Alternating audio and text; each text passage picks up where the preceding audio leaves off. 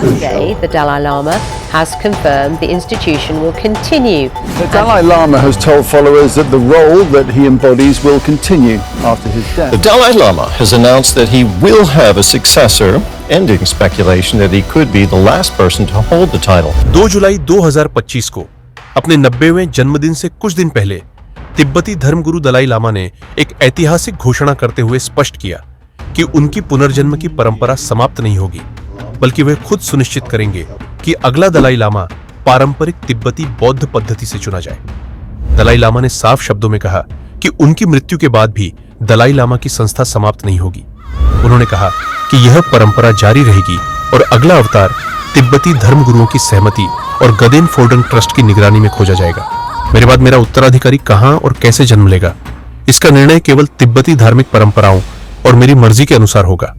इसमें किसी बाहरी शक्ति, विशेष रूप से चीन को कोई अधिकार नहीं है। चीन सरकार पहले ही दावा कर चुकी है कि अगला दलाई लामा उनकी व्यवस्था के तहत चुना जाएगा, जैसे गोल्डन अर्न नामक पारंपरिक चीनी तरीके से। लेकिन दलाई लामा ने 2 टूक कहा कि मेरी अगली पुनर्जन्म चीन के बाहर, शायद भारत या किसी स्वतंत्र देश में होगी। यह बयान सीधे तौर पर चीन के दावे को चुनौती देता है और तिब्बतियों की धार्मिक स्वतंत्रता को प्राथमिकता देता है। चीन ने इस पर तीखी प्रतिक्रिया दी है और इसे गैर कानूनी व अवैध बताया है। बीजिंग का कहना है कि तिब्बत चीन का हिस्सा है और वहां की धार्मिक व्यवस्थाएं भी चीनी कानून के अधीन होनी चाहिए। भारत में दलाई लामा के इस बयान को तिब्बती शरणार्थियों और धार्मिक नेताओं ने स्वागत किया। अमेरिका पहले ही कानून बना चुका है कि चीन को दलाई लामा की पुनर्जन्म प्रक्रिया में हस्तक्षेप करने का कोई अधिकार नहीं है। तिब्बती सरकार इन एक्साइल ने इसे तिब्बती पहचान की रक्षा की दिशा में एक साहसिक कदम बताया। दलाई लामा का यह कदम सिर्फ धार्मिक नहीं, बल्कि सांस्कृतिक और राजनीतिक दृष्टिकोण से भी बेहद महत्वपूर्ण है।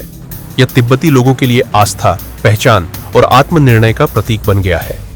6 जुलाई 2025 से लेकर 6 जुलाई 2026 तक पूरे साल भर दलाई लामा के 90वें जन्म वर्ष के आयोजन होंगे, जिनमें यह स्पष्ट किया जाएगा कि पुनर्जन्म की प्रक्रिया कैसे आगे बढ़ेगी। चीन संभवतः तिब्बत में अपने समर्थकों के जरिए अपना दलाई लामा घोषित कर सकता है, जिससे भविष्य में 2 अलग-अलग दलाई लामा होने की संभावना बनती है, एक चीन समर्थक और एक तिब्बती जनता द्वारा चुना गया। निष्कर्ष रूप में दलाई लामा का यह बयान तिब्बती अस्मिता, धार्मिक स्वतंत्रता और सांस्कृतिक अधिकारों के लिए एक साहसी कदम है।